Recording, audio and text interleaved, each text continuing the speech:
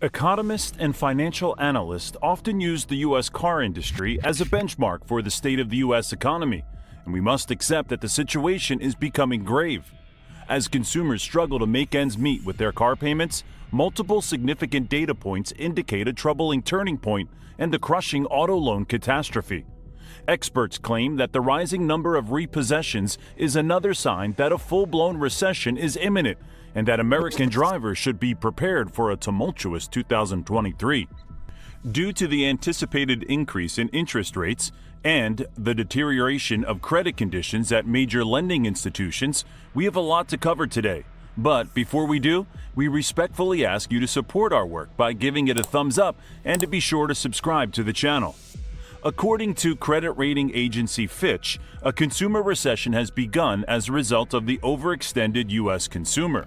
The company's most recent research reveals several worrying trends that are now occurring in the American car industry. Americans are taking on historic levels of debt to pay record auto prices. Statistics made public in December revealed a sharp increase in the number of new auto loans, with the average loan rising by more than $2,000 in a single quarter from just over $38,000, which was already a record, to over $40,000, which is a new record. New auto loans have increased to record levels since new car costs have also increased to record levels. However, it seems meaningless at this time to debate whether record new vehicle prices are a result of easy record credit or whether record new car loans are merely a reaction to the explosive increasing automobile prices. Instead, let's focus on something even more concerning.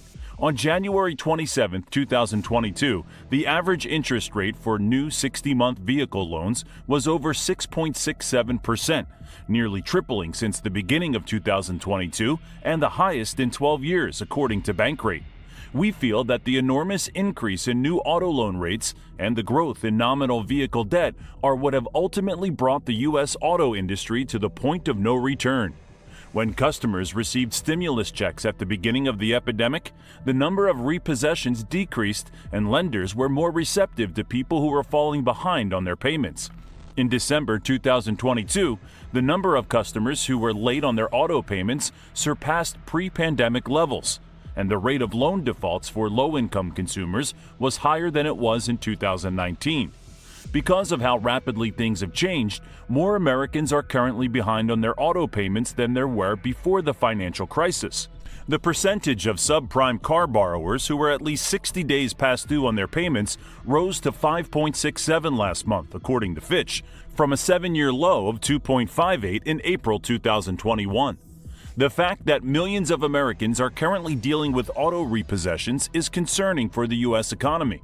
The tremendous increase in used automobile prices over the past few years has compelled customers to obtain larger loans for their vehicles. The monthly payments may have sounded acceptable during the epidemic since stimulus money was still dispersing across the system.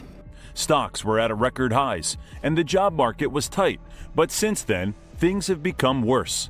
Inflation is now putting pressure on people's budgets and forcing company owners to begin mass layoffs.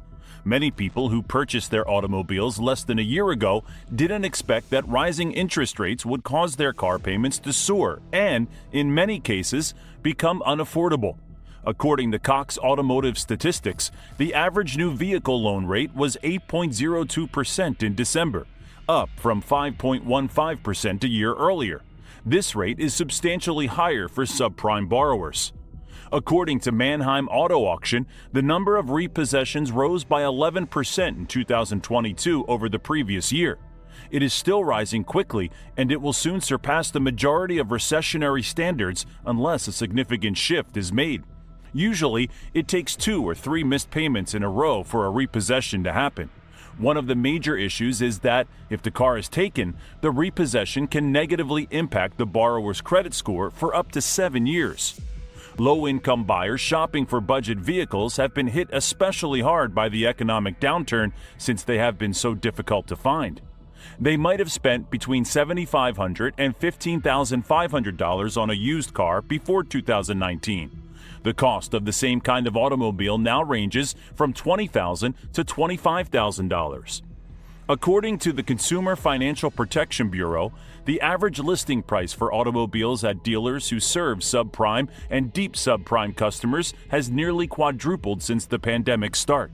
Consumers in the near-prime and subprime brackets are being hammered particularly hard because they had to finance a more expensive car while they don't have much disposable income.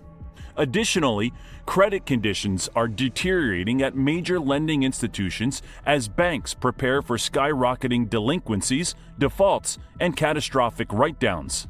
Higher loan requirements and the abrupt realization by most Americans that they cannot make monthly payments at the present rates have both contributed to a fall in new loan originations. It has been hard for companies in the repossession industry to keep up with the boom in new business.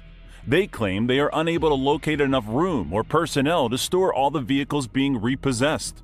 Due to a lack of new car supply during the past 2 years, vehicle costs have increased. People continued to spend wildly since they had plenty of stimulus money.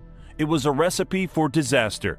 Banking institutions are geared up for the worst as a tidal wave of delinquencies approaches. The U.S. car industry seems to be on the brink of collapse, and I hope I'm wrong. Please like and subscribe to the channel for more content on finance.